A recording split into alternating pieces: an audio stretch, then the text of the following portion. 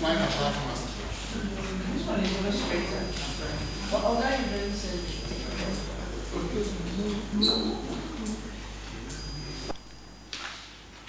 morning.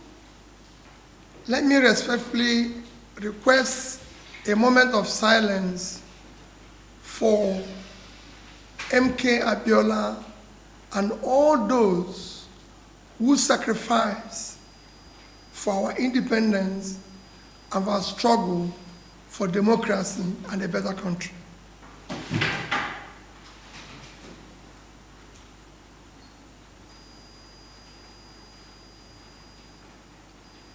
May his souls and all souls of faithful departed, through the mercy of God, rest in peace.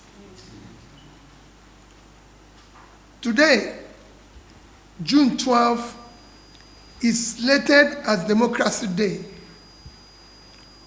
Most unfortunately, in our present state, our dear country, Nigeria, cannot be justifiably classified as a democratic country.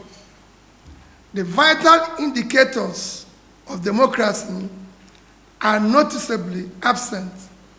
Some do not even exist. Democracy is said to be a government of the people, by the people, and for the people. Yet, none of these three measures exist in our democracy today. Rules, regulations, requirements to participate in election or be elected for are not followed. Consequently, people who are not qualified and ought to be ab initio be disqualified are now holding public offices.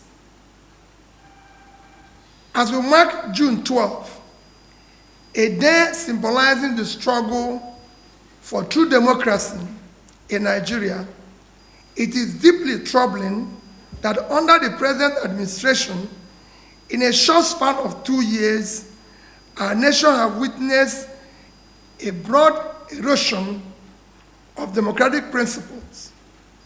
There has been a corresponding decline in security and the quality of life for millions of Nigerians.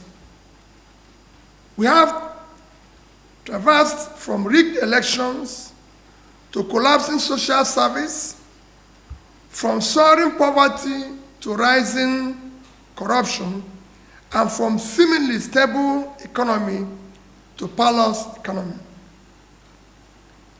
It is most troubling that in 2 years in office, the present government has brought our nation to the point where our leaders now celebrate and endorse failure, lies, and propaganda. The government today, rather than show genuine accountability and measurable progress, focuses on manipulating the narratives, gaslighting the public, shifting blame, and weaponizing governance. Meanwhile, Nigerians live in a worsening and worrisome insecurity, widespread corruption, hunger, and general despondence. There are no clear benchmarks for measuring tangible development as we continue to witness the collapse of key indicators like education, healthcare, and poverty alleviation, which are the parameters for measuring national progress. Simple comparison of what has happened in the past 2 years now relies on propaganda and misinformation to mark misgovernance. Our country today can best be described as a nation declining fast in all its facets. The security of lives and property has worsened, and the rule of law is virtually non-existent. These are hard, verifiable facts. On May 29, 2023, when this government was sworn in to office, Nigeria gross domestic product, GDP, was $364 billion. As of today, it has declined to $188 billion, a decline of almost 50%. Nigerian per capita income was $1,640 as at May 2023. Today, it has dropped to about $835, a devastating decline of about 50%. Nigerians living in poverty have increased from 38.9% to 54%. Within this period, 129 million Nigerians now live below poverty line. The World Bank recent report stated that 75% of Nigerians in rural areas now live below poverty, and the situation is even more in urban areas. Our education sector has deteriorated significantly. Today we have 18.3 million children out of school, the highest in the world. The quality of education has deteriorated. Our children are now being taught science without science lab and computer without computers. They are now taking exams in darkness with candles. There's not even glitches in the exams. Health services have worsened drastically. The National Primary Health Care Development Agency declared that less than 20% of over 30,000 primary health care centers across the nation are functional. I've even recently visited some where there are delivery rooms without toilets. The United Nations Agency recently reported Nigeria as the worst country to give birth, with one death recorded every 7 minutes.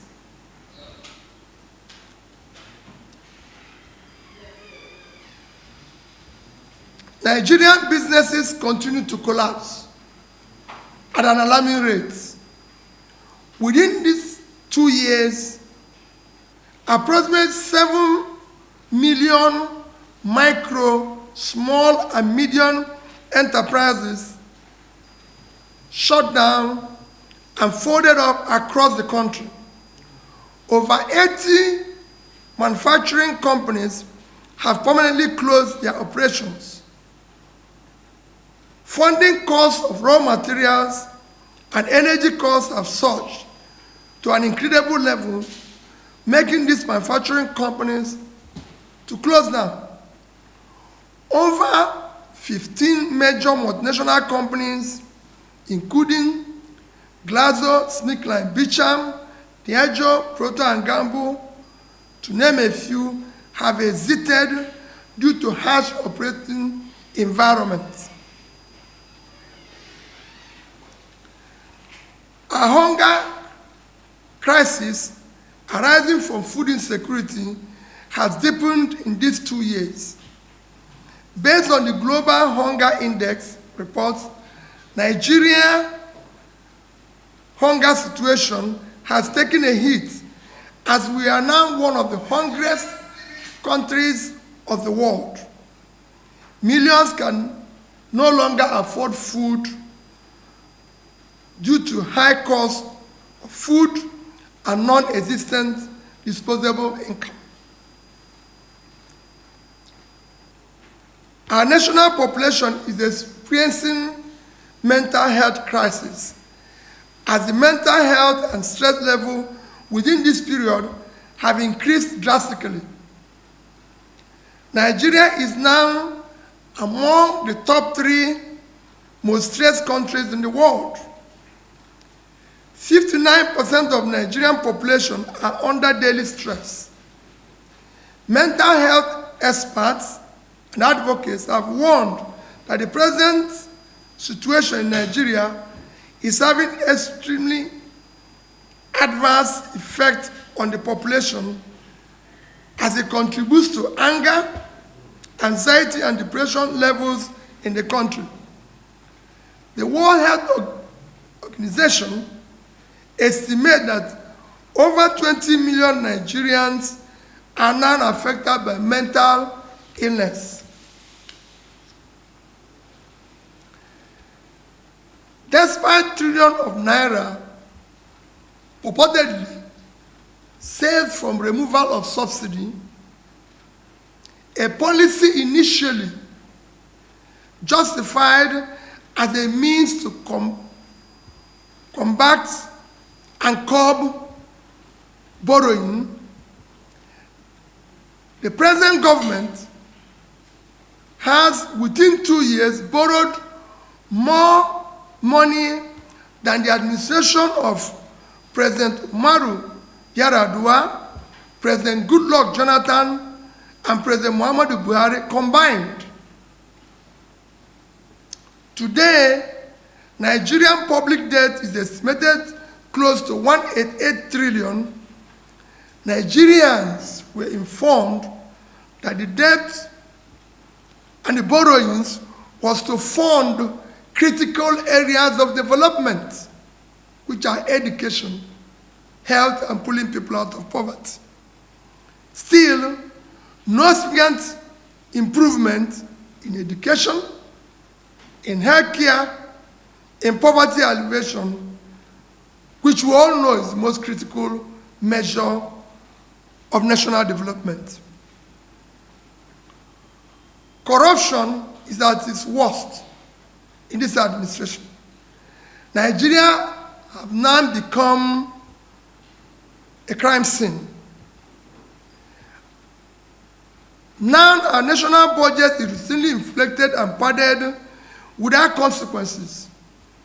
One of the most glaring manifestations of this is an extensive padding of the 2025 national budget. Budget IT revealed that about 7 trillion was questionably inserted by the National Assembly. These figures suggest a pattern of inflated cost and misappropriation of funds. Power generation rate, which this administration claimed to have increased, is yet another propaganda. The only increase in power are the excessive high tariff being paid by Nigerians. The clear indication of this is instant failure of our national grid and darkness. In 2022, Nigerian electricity tariff for consumers averaged as 64 naira per kilowatt hour. By 2025, there has been a substantial markup in electricity tariff, with Nigerians now paying approximately 225 naira per kilowatt hour to be in darkness. What we have now is more tariff for more darkness. Nigerians should not forget the firm promise of Mr. President while campaigning 22nd of December 2022 and I quote, "If I don't give you constant power in the next 4 years, don't vote for me for second tenure." It has now been 2 years of constant darkness. This is already a midterm for the administration. We look forward to when he will fulfill this his categorical promise. Unemployment remains alarmingly high. Although government has attempted to manipulate the statistics to suit its narrative, the reality is that unemployment is worsening, especially among the Nigerian youths in their productive age. Majority of Nigerian youths are not in education, in employment, or training category 8. Multiple reputable organizations, including International Labour Organization and the United Nations Development Program, have cautioned against reliance on the nation's data as they are inconsistent with the reality on ground. The ILO has noted that Nigerian youth unemployment and underemployment rates remain dangerously high. There are also on the government reporting on unemployment figures without addressing the underlying challenges, as the revised figures do not reflect the hardship in the labor market, which is over 40%. Finally, I respectfully appeal to President Tinubu to emulate late President Umaru Yar'Adua, who had, on assumption of office, was honest enough to admit that the process that brought him into office was wrong and not sufficiently credible, and thus insist on doing what is right to save our democracy. And similarly, President Goodluck Ebele Jonathan, who saved our nascent democracy by accepting defeat even before the election results were announced. We must end this troubling governance era that is filled with impunity, state capture, absolute regard to rule of law, and checks and balances required for worthwhile democracy. Accordingly, this administration must start upholding the rule of law and ensure there is transparency and real progress to the people. The president should stop touring outside Nigeria and use the remaining 2 years to tour the Nigerian state. Mr. President, you have already made over 30 international trips, spending over 150 days outside Nigeria. If you tour Nigerian states an average of 2 days each, it will only be about 72 days, which is half of the time you spent outside on foreign trips. You must then go around Nigeria to see for the first hand what your citizens are going through. It is time to stop governance by remote control. We must endeavor forthwith to end insecurity and resettle all Nigerians living in internally displaced persons camps. It is unacceptable that millions of our fellow citizens remain in the displaced camps in their own home state and fatherland, while the rest of us live in comfort and in some cases opulence. Allow the electoral body in the country to truly be independent.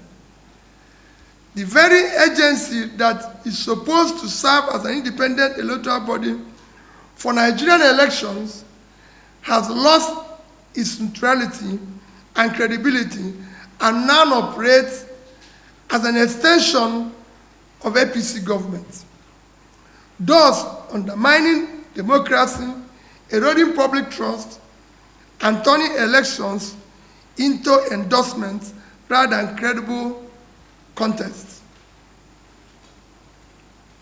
Aggressively tackle economic problems by expanding agricultural and manufacturing productivity through measures that will secure our farmers to go back to farms and reduce production costs for manufacturers in order to boost productivity, employment that will in turn contribute to national growth and generate even more revenue for the government. This is a better approach than attempting to increase tax in an unproductive economy, which will only lead to less growth. This is time to stop propaganda and lies, and let us make Nigeria the democratic country it ought to be. I respectfully call on Nigerians not to give up, but to put all hands on deck.